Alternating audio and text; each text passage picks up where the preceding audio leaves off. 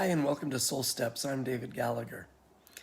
I read a fun news story recently about a Mrs. Joanne Oliver who went through the lane at a fast food restaurant.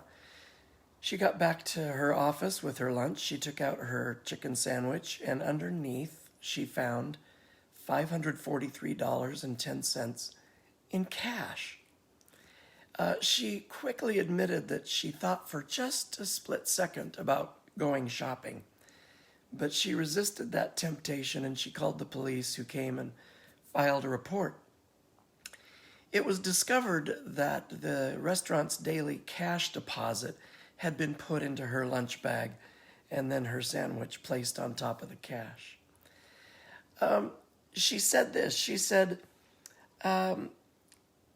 if you don't do the right thing, it's going to come back on you.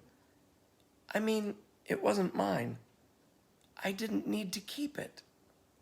I'll get mine in the future.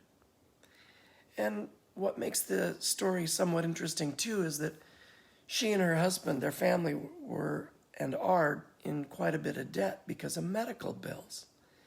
Apparently he had suffered a stroke and was battling with cancer, and on paper they apparently owed $1 or $2 million in medical bills.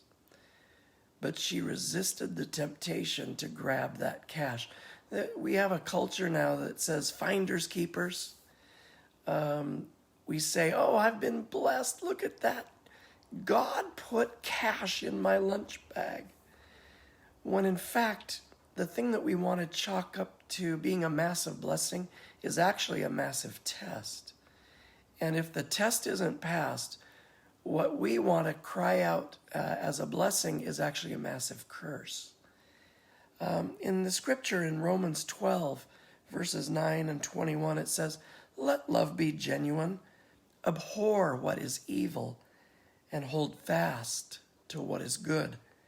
Do not be overcome by evil, but overcome evil with good.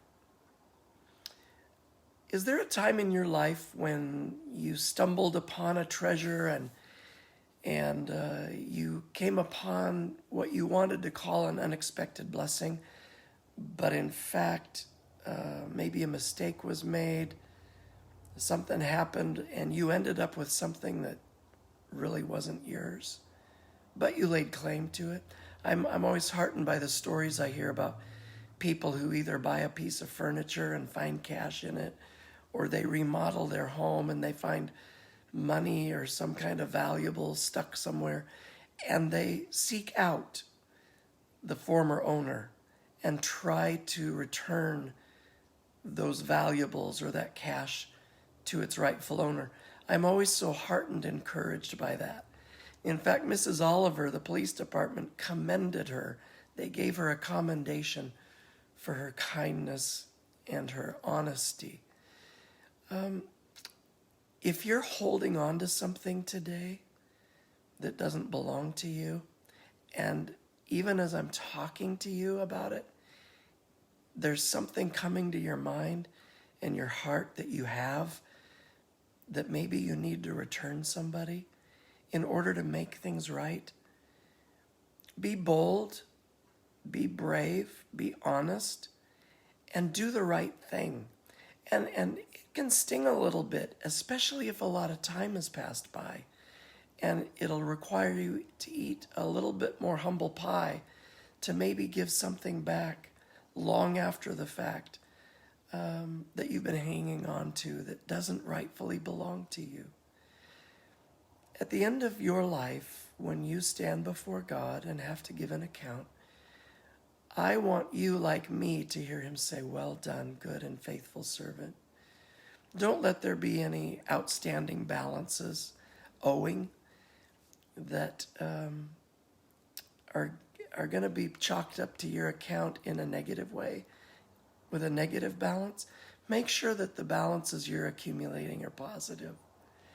So do the right thing. And in the end, Mrs. Oliver, she ended up saving that restaurant manager's job because of her return of that money. Just seek to be a blessing to people. Do the right thing. God bless you.